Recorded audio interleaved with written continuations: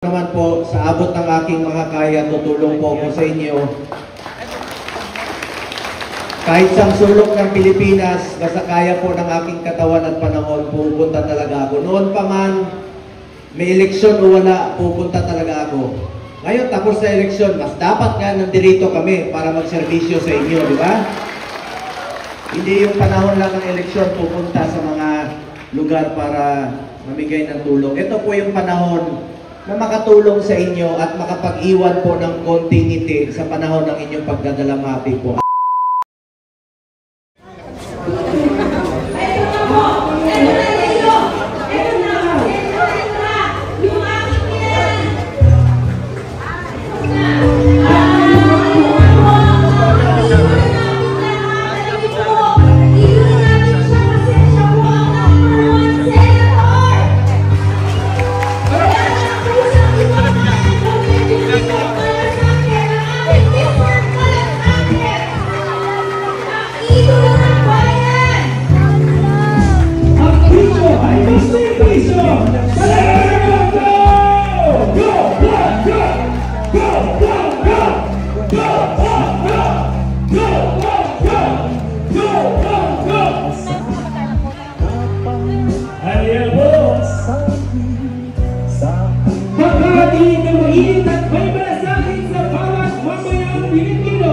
Tunay na pinag-iral na salitang magbigay ng serbisyo.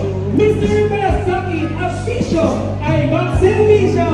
Senator Loren Bongo! Go, go, go! Go, go, go! Ayan, binibigyan po ng wheelchair si Papa, si Tatay. Ayan. Muli Las Piñas, Pulang Luma 1. Palakpakan natin, Senator Guapo! Ayan. May bibigyan din siya ng cane. Wala tayong buntis ngayon, ano ha? Ayan.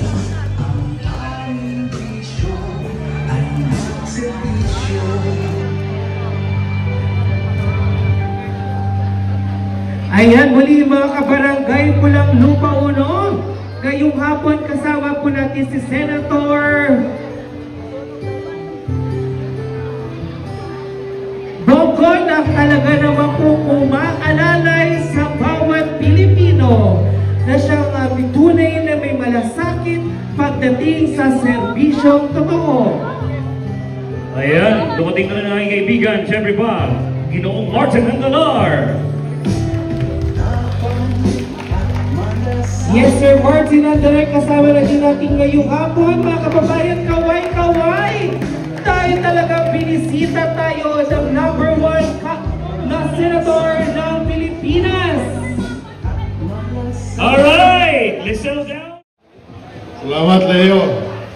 Hindi na po tayo magpapaligoy-ligoy pa. Mga kababayan, ikinagagalak ko pong tawagin ang numero 1 senador ng ating bayan. Walang iba kundi si Mr. Malasakit, Senador Bongo!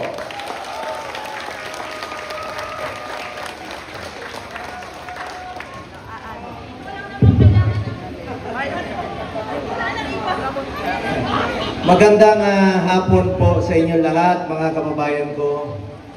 Kumusta po kayo? Alam ko mahirap po masunugan. Kahapon galing po ako ng Malabon, mahigit 1,000 individual o mahigit 400 families po ang nasunugan doon. Namigay rin po ako ng tulong sa kanila at parati kong sinasabi sa mga nasunugan, magtulungan po tayo. May nasaktan ba rito? Wala. Wala. Importante po sa akin, walang nasaktan. Importante po sa akin ang buhay at kalusugan ng bawat Pilipino. Ang gamit po, nalalabhan. Ang damit, nalalabhan, nabibili. Ang pera, kikitain natin pag nagsipag lang tayo. Pero yung perang kikitain na hindi po nabibili ang buhay, a lost life is a lost life forever. Importante po, buhay tayo, magtulungan po tayo.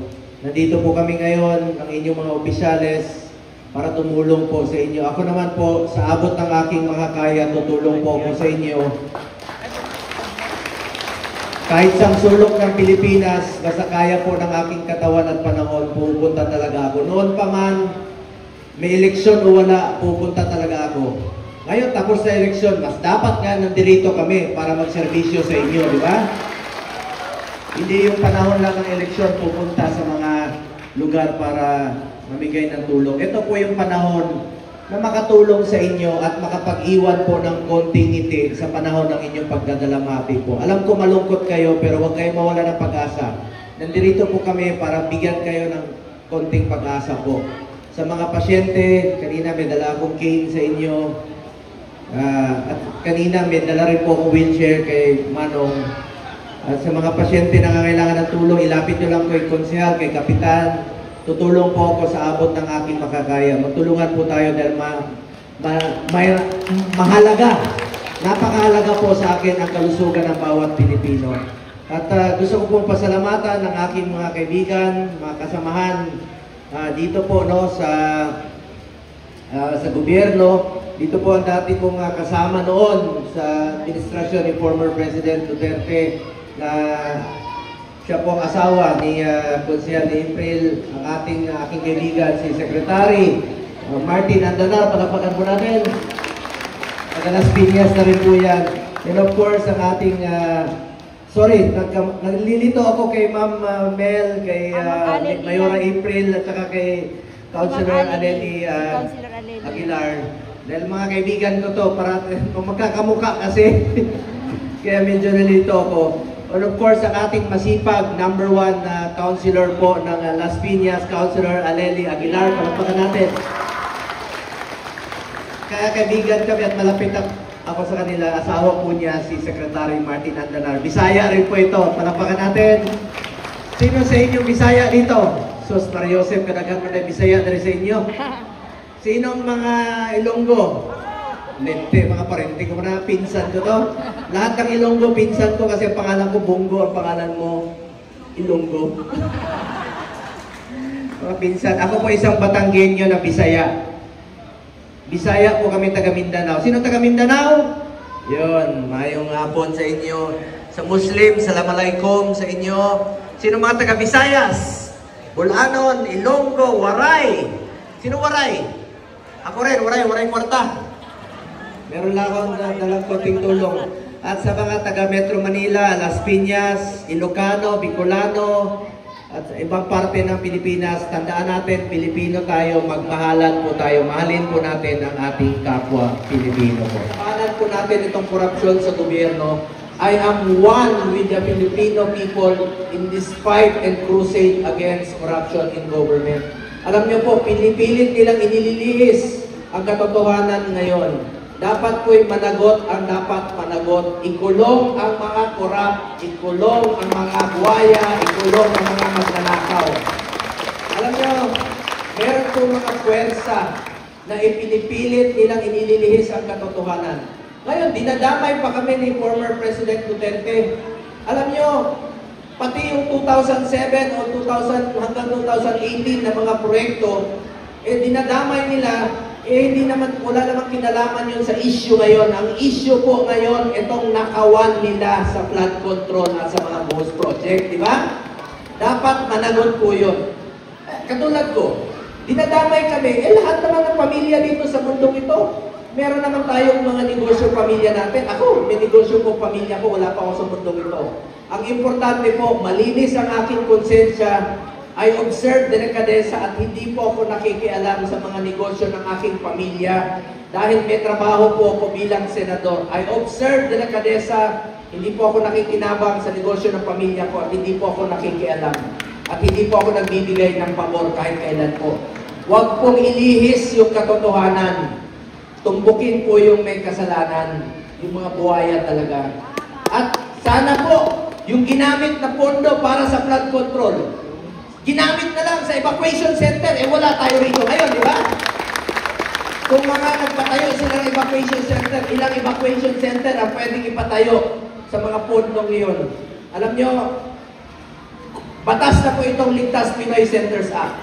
Mandatory evacuation center. Ako po ang principal author. Batas na ito. Sana yung pondo sa flood control ginamit nila sa evacuation center. Wala kayo rito ngayon sa gym. Meron kayong maayos na higaan tuwing may nasusunugan, nababahaan. Ang pwedeng ipatayo na evacuation center, 60,000 sa buong Pilipinas. Kung ginamit mo yung pondo ng flood control sa tama, meron na sana tayong 80,000 health centers at 800 na mga hospital. At ang pwedeng ipatayo nun, 300,000 na classrooms ang pwede pong ipatayo. Ngayon, ilang classroom lang po napapatayo, di ba? Alam nyo, 22 lang napapatayo classroom sa ngayon.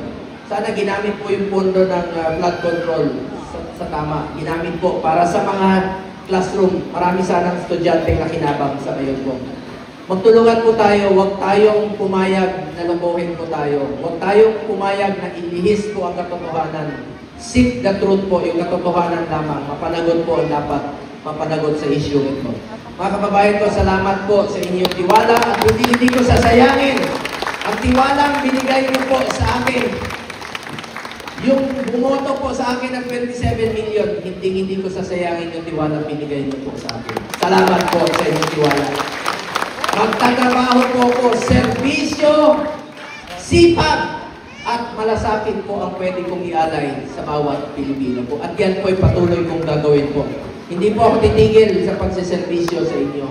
Sa abot ng aking makakaya. Hindi ko po matiis na nakaupo sa opisina habang kayo po naghihirap na kailangan ng tulong po.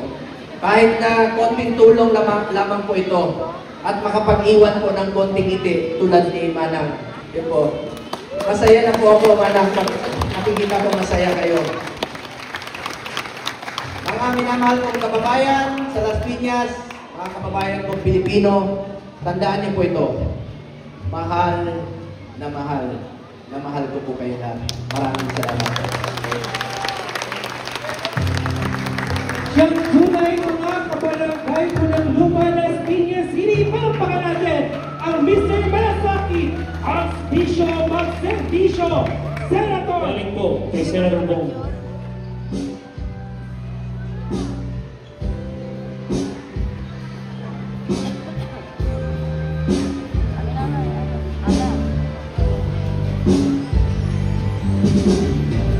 Sa mga kababayan po natin, itail na po natin ang chance na tayo bibigyan po ng pagkakataon na mabigyan ng benepisyong handog po ni Mr. Malasaki. Itail na po natin, no? So, one at a time po. Okay? Para sa ganun maging maayos po ang ating pagbibigay ng tulong para sa inyo. Okay, photo muna with the officials. Picture taking muna tayo. Ito yung mga dala ni Senator Bongo sa mga nasunugan dito po sa Las Piñas, no? Yung lagayan ng tubig. Tapos ito, balding grocery. Ayan. Alright, thank you. Maraming Bigat. salamat po. Diba may balde na, may grocery. Noodles, dilata, bigas. Wait lang ng kaunti. Para paglabas si Senator Bongo. Tapos maliban dyan, meron pa. Ito. Senator Kuya Bongo! Palakpakan natin Senator Bongo! Thank you so much! Yes, patuloy pa rin pong magpapasalamat ang buong Las Piñas City sa inyong agarang aksyon na pagbigay ng serbisyo para sa mga nasunugan natin dito sa Barangay Pulang Lupa 1. Hangad ng bawat 2 and 1. Heart sign! Heart sign! Heart, mga kababayan! Ayan, Jojo. Okay. Eagles. Ready? Okay, ready, Eagles?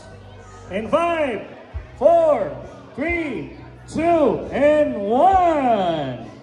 Heart sign, heart sign, heart sign! Agila ng Las Piñas ng Cavite. Thank you so much! Yes!